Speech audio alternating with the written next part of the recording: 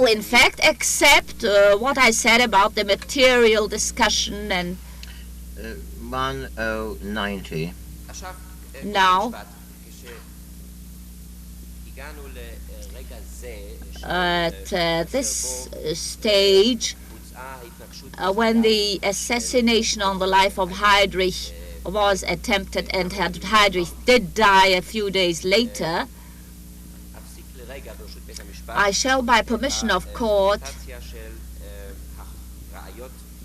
stop this bringing of documents in regard to the Holocaust to the Jews of Slovakia and wish to submit a number of documents in regard to count number 12 on the indictment, touching upon another tragedy, the children of Lidice, the children in the Czech village where the assassination of Heydrich took place, near or inside that village, Lidice.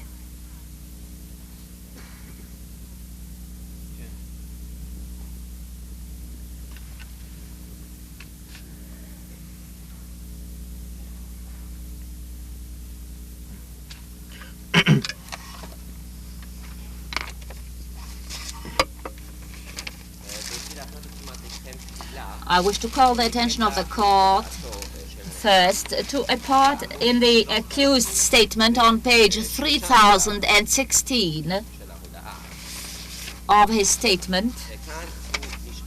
Here he was asked by Superintendent Less, what happened to the children of Poland, Czechoslovakia and other countries taken from their parents, and their parents were liquidated and were called as material for Aryanization, for Germanization, as it was called.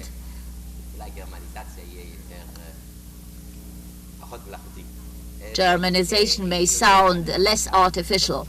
The reply, I do not know, Mr. Superintendent. I do not know at all. My authority was limited in this sphere. Superintendent Les, did you have any connection? Reply, no, I had no connection at all.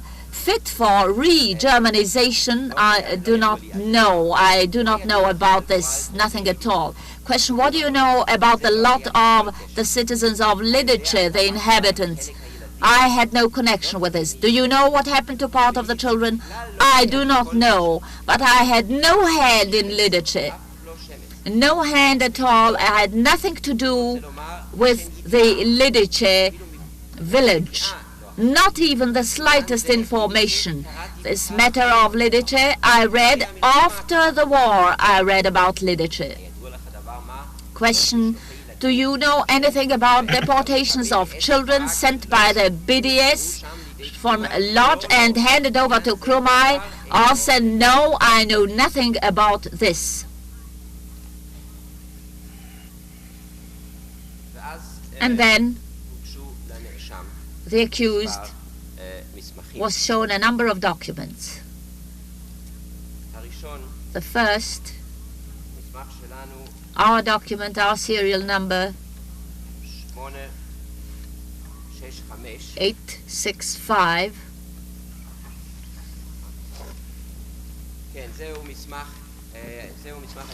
This is a document. The implementation of what was then called the solution of the Jewish question. This was Dr. Waszek.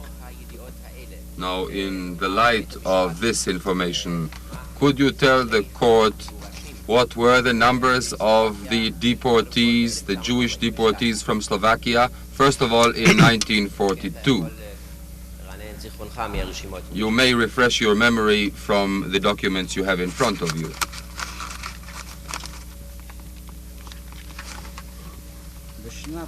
Im Jahre 1942 wurden insgesamt 57.837 Juden deportiert.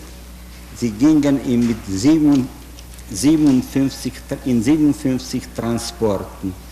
Und dies verteilt sich folgendermaßen. Nach Auschwitz gingen 19 Transporte, 18.746 Leute, nach Lublin 4 Transporte, 4.501 Menschen und nach Opole, in Gegend von Opole 34 Transporten, das heißt 34.590 Personen, ungefähr 1000 Menschen auf einem Transport. Also Opole ist Unter diesen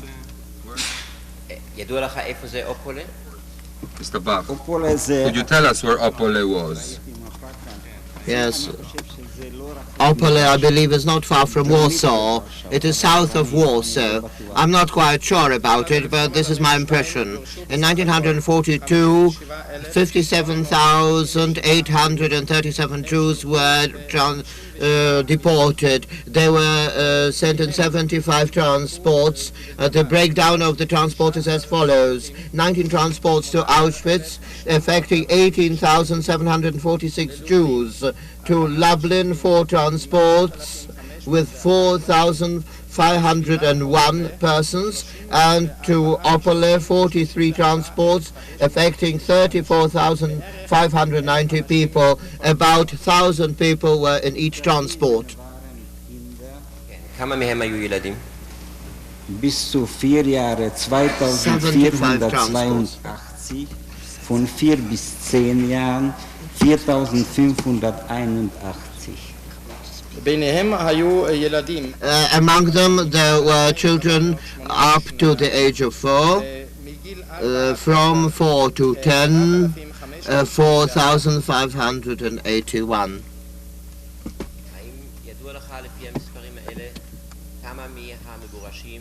Do you know from these figures how many of the deportees were exterminated? Diejenigen, welche im Jahre 42 deportiert wurden, von diesen kamen zurück 284 Menschen. From those who were deported in 1942, only 284 people came back. How much is that percentage-wise? It's about 0.5% of the total number of people deported.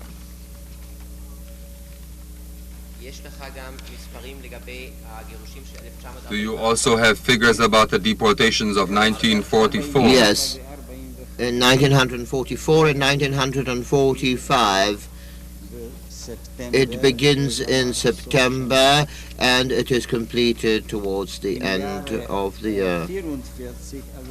44 und 45 wurden 12.306 Menschen deportiert, in 11 Transporten. Davon 5 Transporten, das waren die ersten, 7.936 Menschen, und 6 Transporten nach Sachsenhausen, respektive nach Teresin, 2.732 Menschen, und nach Teresin 1.638 Menschen. Die Transporten wurden auf dem Wege verteilt. Es waren Frauen und Männer. Frauen mit Kindern gingen nach Teresin und die Männer gingen nach Sachsenhausen. Wenigstens war das so in meinem Transport. Did you say previously how many were sent to Auschwitz? 7,936. In 1944, they say up to 1945, 12,306 were deported in 11 transport, out of which 5 first transports with 7,936 people, 6 transports which were sent to Sachsenhausen and Theresienstadt. To Sachsenhausen, 2,732, and to Theresienstadt, 1,638. These transports were also divided on their way. The children and women were sent to Theresienstadt, and Sachsenhausen received the transports of men. This is what happened in my transport. To Auschwitz, about over 7,000 people were sent. Dr. Steiner, do you also have figures about the number of Jews who were killed in Slovakia by the German Einsatzgruppen? Nach dem Kriege wurden ungefähr 150 Massengräber gefunden und eruiert. In diesen בתוך סלובקיה. בתוך סלובקיה, כן. אחרי המלחמה, After the war, 150 mass graves were found. 15.000 Menschen waren dort begraben. נקבע Darunter Kinder und Frauen. Und nach diesen, ich habe sämtliche Protokolle über diese Massengräber in der Hand gehabt und habe versucht, irgendwie es eruieren, wie viele Juden könnten sein. Ich bin auf die Ziffer von 3.500 gekommen, was schätzungsgemäß, glaube der Wahrscheinlichkeit entspricht.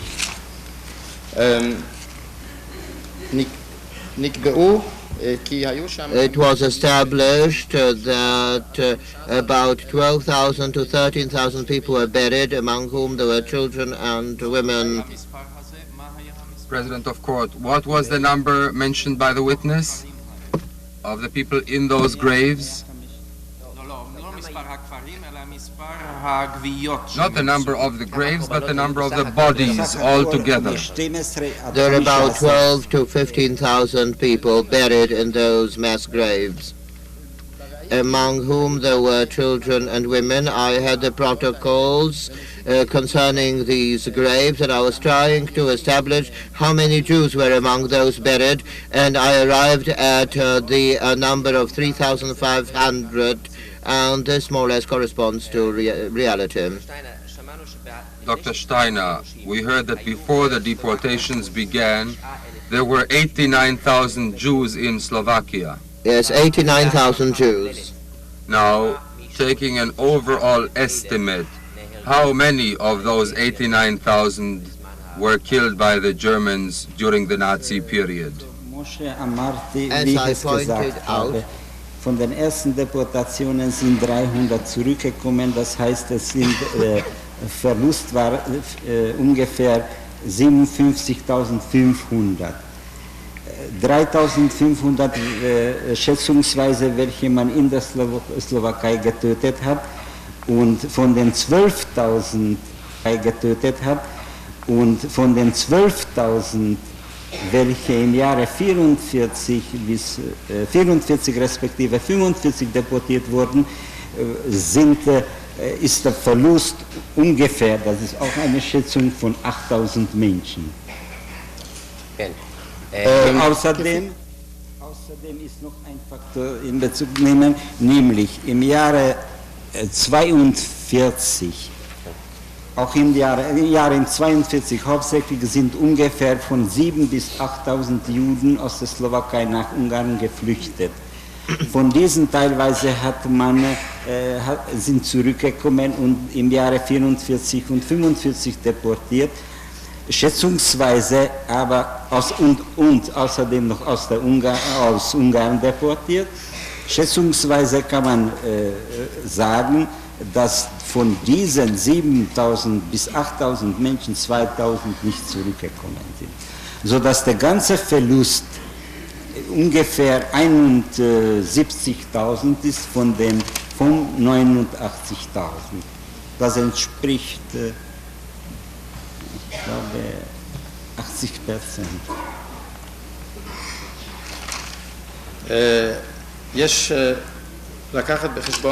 One has to take into account one more factor. In 1900 and another passage is to be translated, says the presiding judge. From the deportation, the first deportations, only 300 people returned, and 55,000 were missing, and 3,500 were killed in Slovakia. From among the 12,000 deported in 1944, 1945, the losses amounted to 8,000 people. One has also to take into consideration another factor, as I pointed out before. In 1942, particularly in the course of that year, about 7,000 to 8,000 Jews fled from Slovakia to Hungary, out of whom returned and were deported in 1944 and 1945. According to our estimations, about 7,000 to 8,000 were, and 3,000 did not come back. 2,000 didn't come back. The consecutive interpreter corrects himself, so that the losses are estimated at 71,000 people out of 89,000, which constitutes about 80%. Dr. Steiner, could you also say what the overall estimate of the value of Jewish property taken by the Germans in Slovakia would be?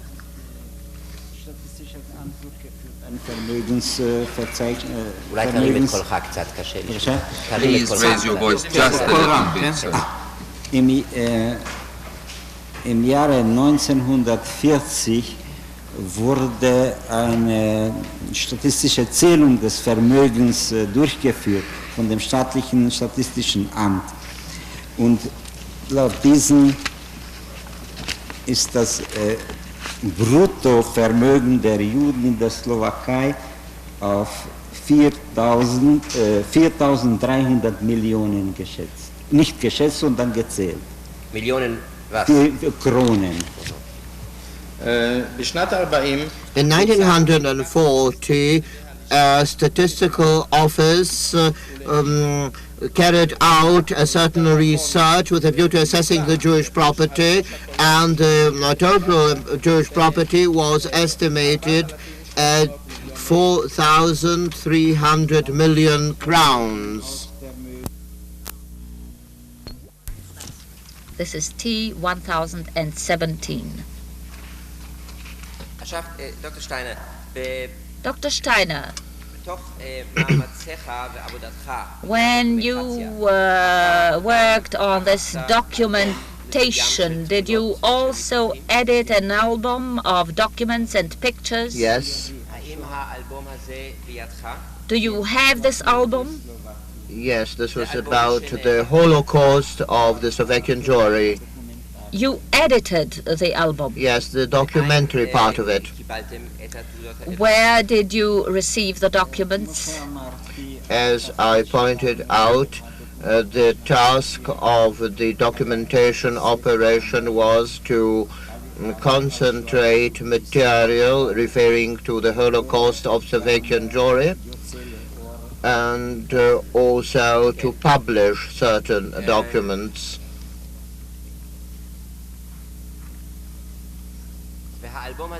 Mr. Bach, and this album includes photographs of the documents and pictures. Yes. I request to be permitted to submit this album, and then I wish to ask the witness a number of questions in regard to certain photographs and documents in the album.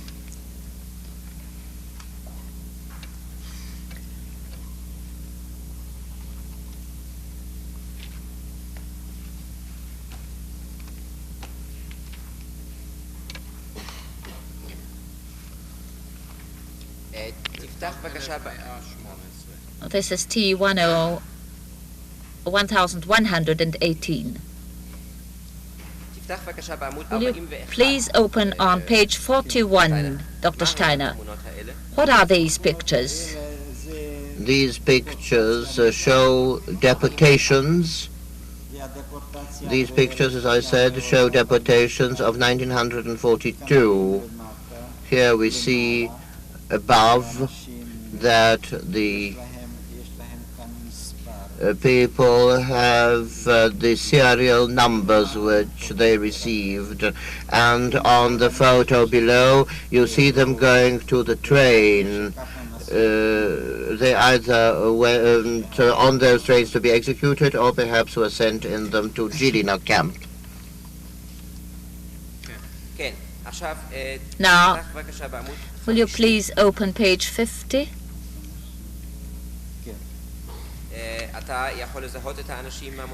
Can you identify the men at the top of the picture? Yes. This is Dieter Vysliceny and Ludin.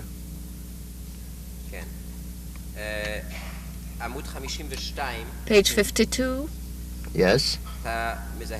Do you identify the people? Yes, here is Vysliceny, Vashek, Koso, Kont, as it is written there. Will you please open page 54 and 55? 54. This is a picture of a concentration camp, or rather of a labor camp in Nowaki. On page 55 we see Sered camp. Now, page 64, 65, 64, 65. 64. Yes, 64. This is a picture which I received from the communities. On page 64, I got the documents from Nowe Miesto nad Wachą, where I was born. 65 is Spiska Nowa Wes. Yes, but what do the pictures depict? It shows the vandalism of the Germans perpetrated against the synagogues. Against synagogues? Yes, against the synagogues. What is on the page 66? Page 66. This is Spiska Nowa Wes. Exactly the same act of vandalism in that place. This is also a synagogue. President of Court, these are sacrilege gravestones. On page 83,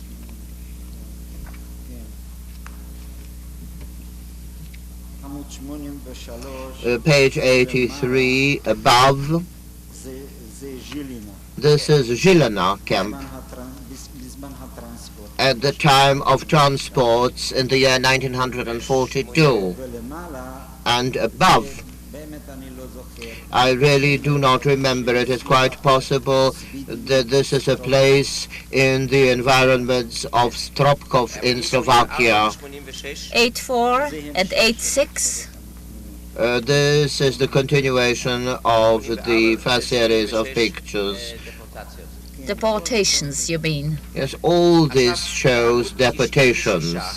Now I turn to page 96. Certain statistics. Yes, I was responsible for the statistical diagram which shows where people were taken from, where the transport started, and where were they sent. But I have to point out that these figures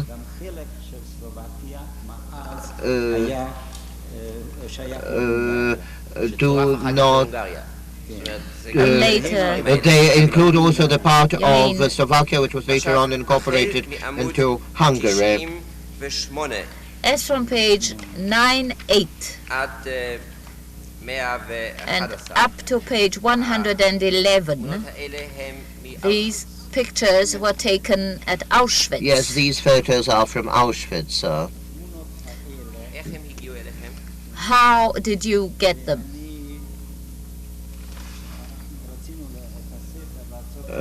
We were about to publish this book, so I went to the Prague Museum. This was called Żydowski Museum, means the Jewish Museum.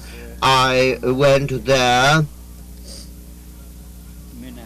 and I was told by the custodian, Dr. Soika, if I remember his name rightly, that there are pictures, original pictures on Auschwitz.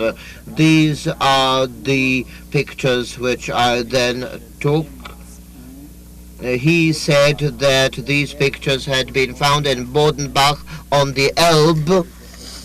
This was an SS man who lived there and who fled later on, and his flat was taken over by somebody else, and the new tenant gave these pictures to the Jewish Museum, and I later on received these pictures that way. Now on pages 112, 113, a mass grave of corpses. We had an exhibition, and in 1947 they sent me these pictures. We actually received them from the military museum from Prague. Now on page 116 there is a photograph of a certain article. Yes. Can you please tell the court what is this article about? This is an article of Piala, who was editor-in-chief of Grandsport paper. He relates about his visit to Auschwitz. He relates about the Slovakian Jews and what they are doing in Auschwitz. Mr. Bach, I prepared a translation into the Hebrew of this article by Fiala, and by permission of the court, I beg to admit this in evidence, the translation of this article.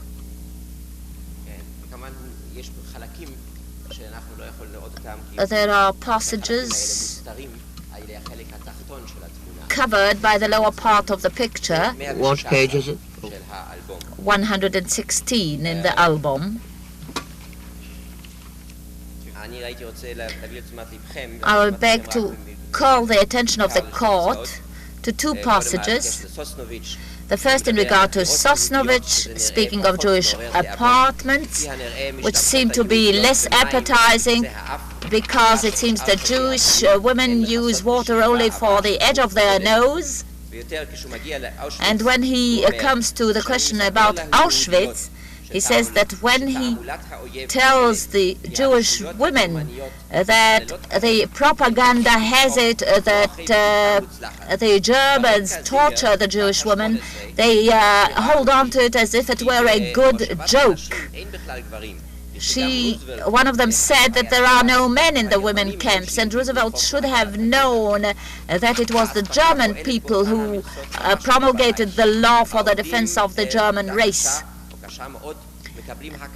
Those who work, who are busy on difficult work, get extra rations, and they are all treated in a very human way. If there is any injustice, it is that not all the Jews are here yet.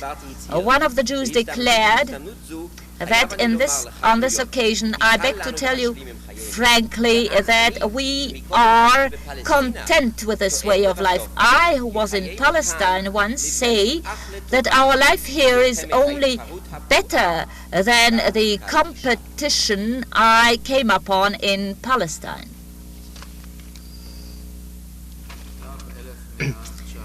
T1119. Dr. Steiner, on page 122 at the top, the court will see a picture of Abba Kovner, who was a witness in this court, Partisans and soldiers, on page 122 at the top. In the last row in the middle, Abba Kovna is there as well.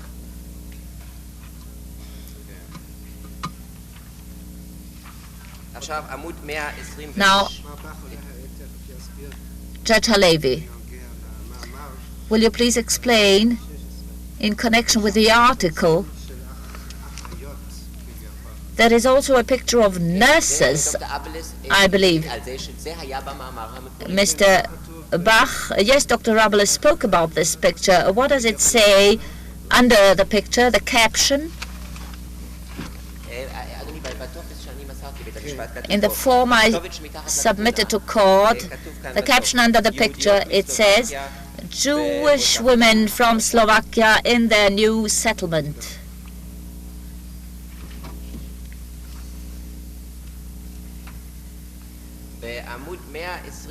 On page 127 in the album, Dr. Steiner, there is a document in the lower half of the page. Did you see this document? Yes, I saw the document.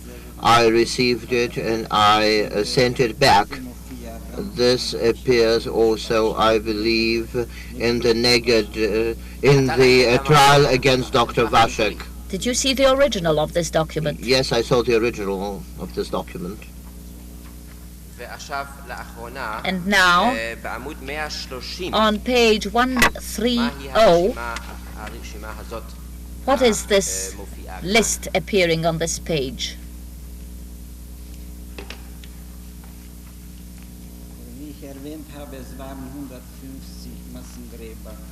In der Slowakei gefunden worden nach dem Kriege. Einer von diesen, das heißt Kremnica, das ist neben Banska Bystrica, dort wurden 372 Leute gefunden und das ist das Namensverzeichnis dieser Leute. Da steht Namen.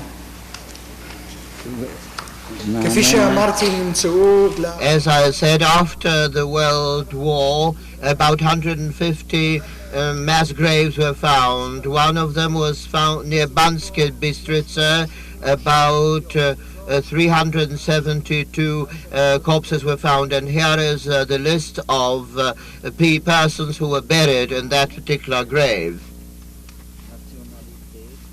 This is the name, nationality, religion. Von wem übernommen, wann erschossen wurde. The date is the date of the execution. Yes, the list bears the name, the nationality, the date of birth of the people, the names of those who arrested him or the organization that arrested him, and the date on which they were executed. And eventually, also the number of days each person spent in camp. If you come to number 18 in the list,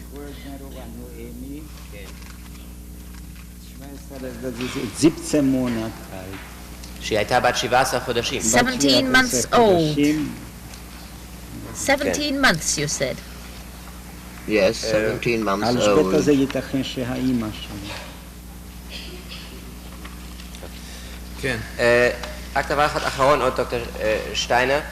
One thing more, Dr. Steiner. Do you know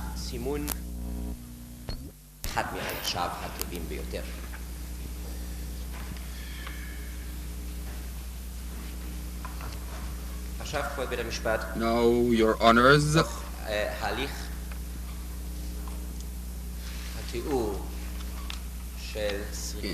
in the course of the description of the roundup of Jews in Europe from east to west and their deportation to the camps in the east, we now get to the last country which we want to describe, namely Hungary.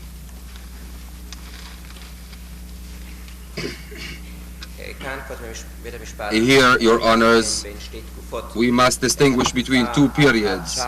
The period until the 19th of March 1944 and from that date onwards, when the German army entered Hungary and the accused acted inside Hungary itself.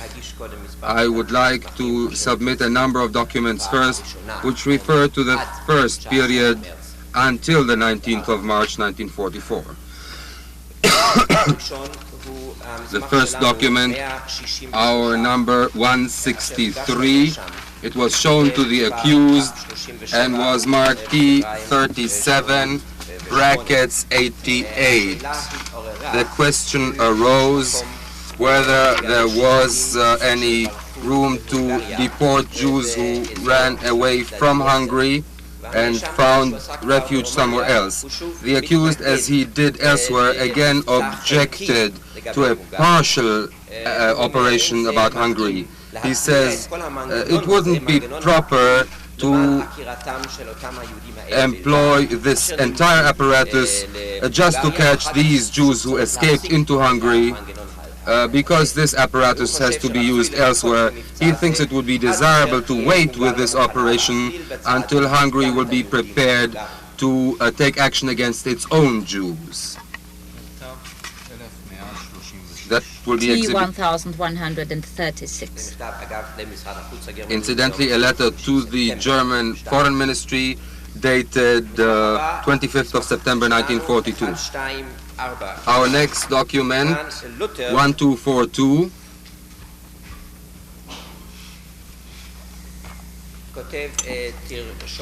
Luther sends a memorandum to the German legation in Budapest, trying to influence the Hungarian government to show understanding towards the German plan of the final solution of the Jewish problem, and to agree to the mocking of Jews and their deportation to the President east. of Court, something is missing here. We have 2 pages, right? Mr. Bach, 3 pages even. President of Court, there are 2 incomplete copies here. We have 1 copy which has only 2 copies which have only 2 pages. The Hebrew translation is complete, but not the German original. Then I may submit 1 complete document in German. Do you now have, Your Honors, 3 copies?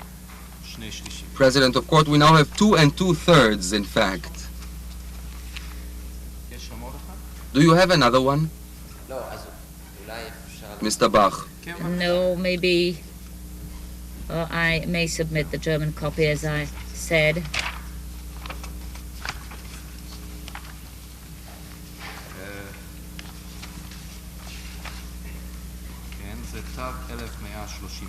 That is Exhibit T 1137.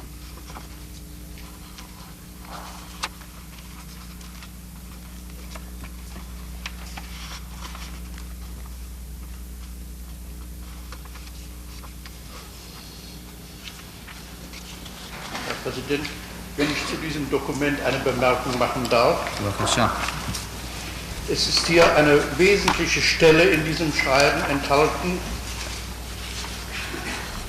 Und zwar heißt es hier, entsprechend unseren Wünschen und Anregungen auf diesem Gebiet soll vorgegangen werden. Ausnahmebehandlung ungarischer Juden. Und dann heißt es auf der Seite 2... President of Court, just one moment, Dr. Savatius. What page are you quoting Seite habe ich from? nur den Sinn herausgenommen und nicht zitiert. Doch. Das Wesentliche ist auf der 2. Seite. Dort heißt es in der Mitte, schwieriger, aber auch dringlicher erweist sich das Problem der Judenbehandlung in Ungarn selbst. Bitte daher ungarische Regierungen Gründe auseinanderzusetzen, die uns bewegen, nach dem Willen des Führers eine baldige und vollständige Lösung der Judenfrage in Europa anzustreben und die ungarische Regierung zu bitten, auch ihrerseits die dazu erforderlichen Maßnahmen vorwärts zu treiben. Das ist also das Auswärtige Amt, was hier schreibt. Dr. Savatius, Mr. Presiding Judge, may I make one remark in connection with this document? There is an important passage here. It says, in accordance with this spirit, this must be done in accordance with the spirit of our instruction. This is not on the first page. I'm just quoting the spirit of the thing. But on the second page, it says, it is more complicated, but at the same time it is more urgent. This is the problem of the treatment of the Jews in Hungary itself. Therefore, I should like to make it clear to the Hungarian government what the reasons are which have induced us to strive, according to the Führer's wish, towards a speedy and complete solution of the Jewish problem in Europe, and to ask the Hungarian government for its part to promote the necessary measures. Mr. Bach, I am grateful to the Defense Counsel for having drawn your attention to this passage, which indeed is important. Mr. Bach, our next document is number 510. It was shown to the accused.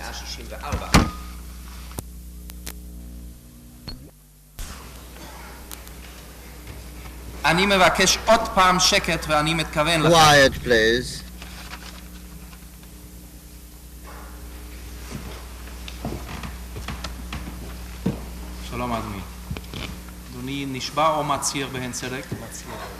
Do you swear or do you give a solemn affirmation? I affirm that my testimony in this trial will be the truth, the whole truth, and nothing but the truth. What is your name, sir? Pinchas Freudiger, formerly Philip Freudiger. Sir, you may testify while being seated if you wish. He doesn't speak to the microphone. He doesn't speak to the microphone.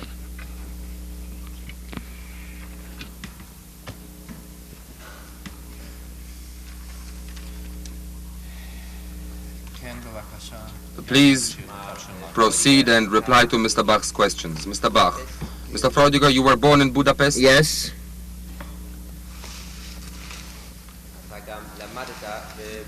Did you also go to school in Budapest? And you worked in a factory there? A factory founded by your uncle? Yes. What products did this factory make? Textiles and clothing. Your grandfather was one of the founders of the Orthodox community in Budapest? Yes, Moshe Freudiger. Were you also active in the Orthodox congregation? Yes, after my grandfather, my father was head of the community for about 26 years, and after his death in 1939, I was called to replace him, to take his place, up to 1944.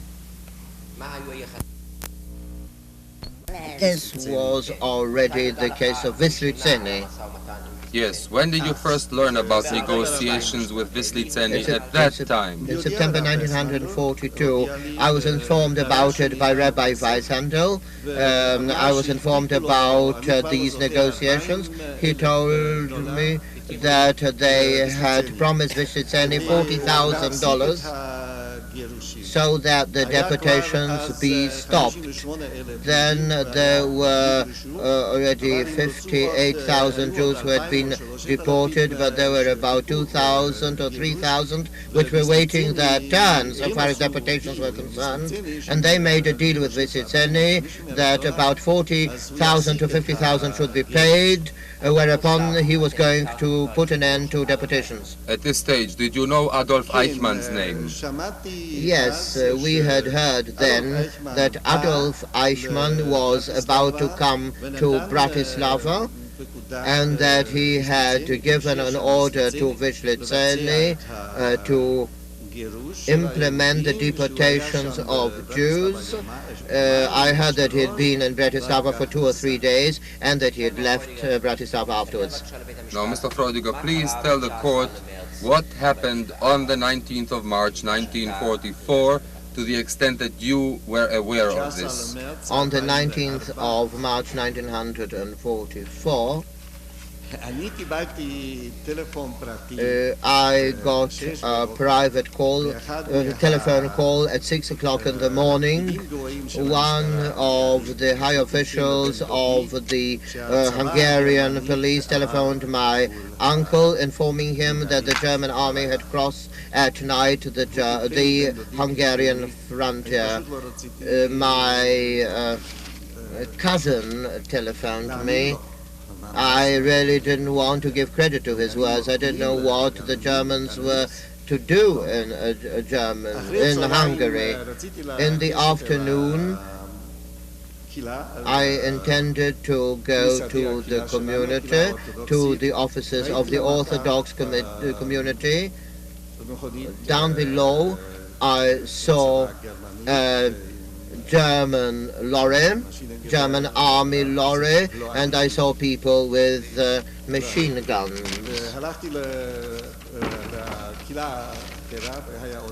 I went to the offices of the community then, and the next day we were informed that we were to report at the office of the neologic community, and all the heads of the communities were to go there together with the rabbis from the community of the Orthodox community. I didn't want to send the rabbi, so the two of us went, myself and Dr. Emil Deutsch.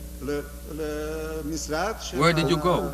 We went to the offices of the neologist community. President of court, what was his name? Dr. Emil Deutsch. Mr. Bach, did you know what the purpose of the meeting We were was? told that there we were going to meet the Germans. I know that Mr. Stern from the neologist community telephoned the person in charge of the communities, informing him that we had received this order. Then he was told that no answer could be given. Then they telephoned the Prime Minister's office, and they were told that the police would inform them what to do. Later on Monday, on the 20th of March, they telephoned to the police in the morning hours, and they received a reply that all the Germans say is to be followed. We understood that we are, as it were, handed over to the Germans. You mean you will be turned over to the Germans, or you were turned over? After all, we received a reply that we should do whatever the Germans told us, and we say that the Germans didn't want to interfere. You say one other person and yourself joined the Orthodox people. What was the number of participants in that meeting? There were about 15 representatives of the Jewish community at that meeting. All the representatives of the neologist community, also two rabbis from the neologist community, about 15 people. And this meeting took place on the 20th of March, 1944? On the 20th of March at 10 o'clock or 10:30 in the morning. Of what were you afraid then, in fact? What did you think would happen?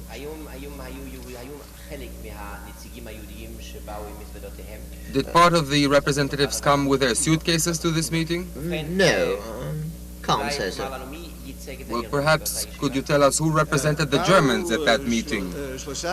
There were 3 officers and 1 man in mufti and a secretary and 1 soldier with an automatic subgun.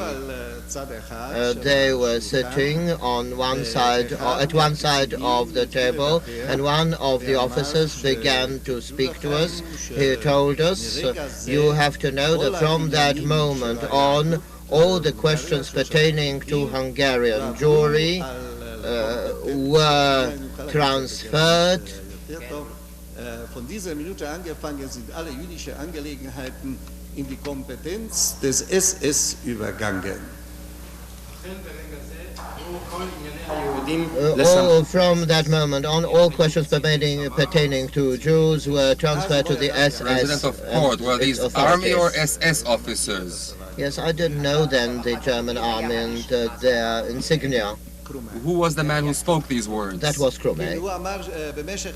He said in the course of the conversation that probably there would be some economic laws with regard to Jews, but everything will be in order, and the Jewish cultural and religious life will be unimpeded, and that we should see to it, he said, that nothing would happen to the Jews apart, perhaps from certain things which, after all, we had to understand. There was a war on, he pointed out, and he required,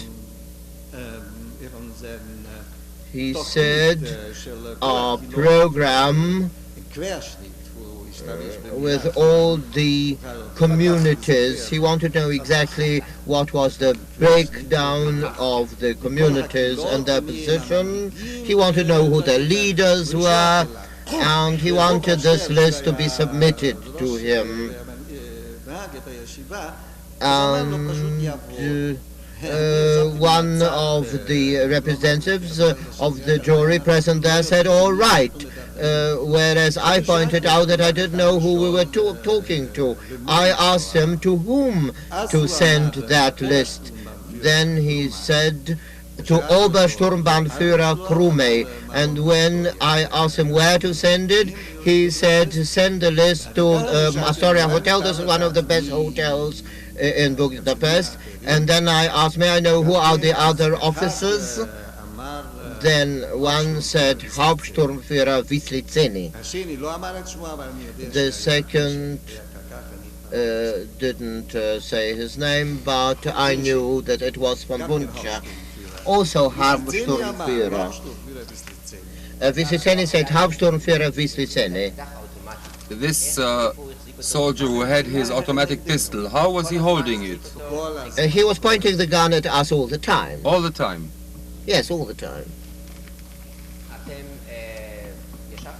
Were you seated or were you standing up? We were seated. How long did this meeting take? The meeting took half an hour, at the most. The general tenor, I understand, was quite aggressive. Yes, definitely so. Did it also affect you in that way? Well, it's rather difficult to answer this question. I can speak for myself, perhaps, rather than for the others. I can say that... yes, how did it affect you? I suppose you could sense the other people's reactions too. At that time when I heard the name Wisliceni, I had an entirely different approach to the matter. When I heard his name, I understood that what had happened in Slovakia, after all, Wisliceni had deported all the Jews from Slovakia. Now he came to Hungary. He certainly didn't come there simply to walk about the city. I knew that also, on the other hand, that he had received considerable funds sent by me, and I understood that it was necessary to find ways and means to establish relationships with Wisliceni, and I spoke about it to Dr. Karl Wilhelm, who was one of the sages of the neologist community. Mr. Freudiger, At that meeting, were other dates for other meetings set up? Yes, this was on Monday, and the end of the meeting room told us to invite next day in the afternoon at 4:30 a more extensive meeting, and to invite to it all the leaders of the Jewish institutions of Budapest, about 40 to 50 people, because he wanted to meet them as well. Was anything determined about the establishment of a central Jewish committee? At that meeting, as far as I remember, it was not yet fixed. And this was the first meeting, but at the next meeting we were informed that all the community organizations are going to be liquidated. It will be necessary to have a central organization. They wanted a central organization which would be the spokesman of Hungarian Jewry. Well, it doesn't matter at what meeting this was, but did they say how many members such a committee should have, which would be responsible to the Germans? They told us that about 4 or 5 persons should constitute that representative body. They didn't call it Judenrat, and this also calmed us down because we knew already what was the purport of Judenrat. They called it the Central Committee of Hungarian Jewry, and eventually, one day afterwards, this Central Committee was set up. Let us use this term on here. The Central Committee was composed of 7 people and was headed by chief of the committee. I was also one of the members. Hofrat Stern was the head of the community, and I was a member of the council together with another Orthodox. Now, Mr. Freudiger, when were the first Jews arrested by the Germans? Already on the first night, after the entry of the Germans, they began to arrest people, but as far as I remember, on the first day, these arrests were not directed only against Jews. The anti-Nazi politicians were called Social Democrats, were arrested. Certain newspaper men were rounded up, but on the night of Monday to Tuesday, they began roundups directed against Jews, and they would round up then the prominent Jews, the respected members of the Jewish community, lawyers, capitalists, anybody who enjoyed certain prominence and respectability within the Jewish community was caught. Do you know anything about roundups and detentions in the railroad station? At the railway stations, this started immediately. They entered on the 19th of March, and we learned one day later that all the Jews who were found at the railway stations at that time, at night of 19th of March, and also on Monday morning, all these Jews were arrested and were first of all sent to the police headquarters. There was a temporary jail attached to the police headquarters, and later on they were sent to Kistacha. This affected 1,500 Jews. Yes, that's what I wanted to ask. Whether there were any members of your family. My brother-in-law was arrested because in his place there was a Slovakian Jew, and he went with him to the railway station so that he could see him off. And the Slovakian Jew who had non-Jewish papers left while my brother-in-law was arrested. Yes, you wanted to say something about your brother. My When was he brother detained? was arrested on Tuesday morning. They wanted to catch my brother-in-law, but they didn't find him. They had gone to his place and couldn't find him. Therefore, they went to our factory and they found my brother, Freudiger. He was caught then and taken to the seminar of the rabbis. This was also a temporary custody. There was a boarding house there, therefore it was possible to transform it into a temporary custody. This actually brought about the beginning of my relationships with Vyslitseny. When did you have your first direct personal talk with This Vyslitseny? was on Tuesday, after my brother had been caught at the factory. I was also at the factory, but I was not found. Could you tell us where you met and what Vyslitseny said, what the object of the meeting Then was? I went to see Vyslitseny in order to ask him what the position was. I told him that I wanted to do something for my brother. And people Where did you go? told me to go to Astoria Hotel.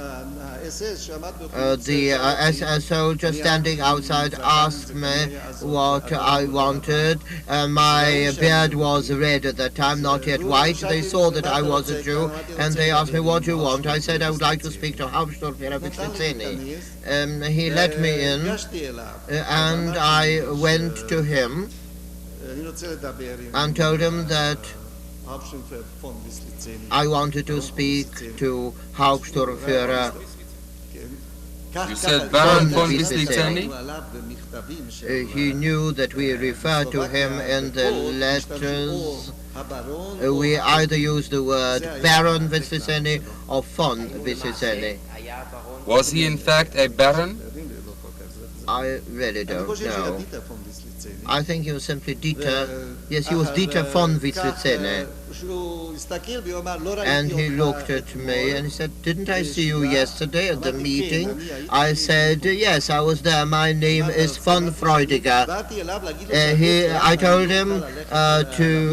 told him that I couldn't come to the meeting because they had taken my brother, and my brother had left me a note that I also had to go to the rabbi seminars, and if I don't come, he doesn't really know what is going to happen to him. This is what he wrote at the request of the SS man who arrested him. He wrote to me to come as well. Then I told Vyslitseny that I can't possibly attend the meeting because I have to go to the rabbi seminar to see what's going on there. Then Vyslitseny told me, twaddle, nothing will happen to him. After all, I'm a commander there. You attend the meeting in the afternoon, and after the meeting, I'll speak to you.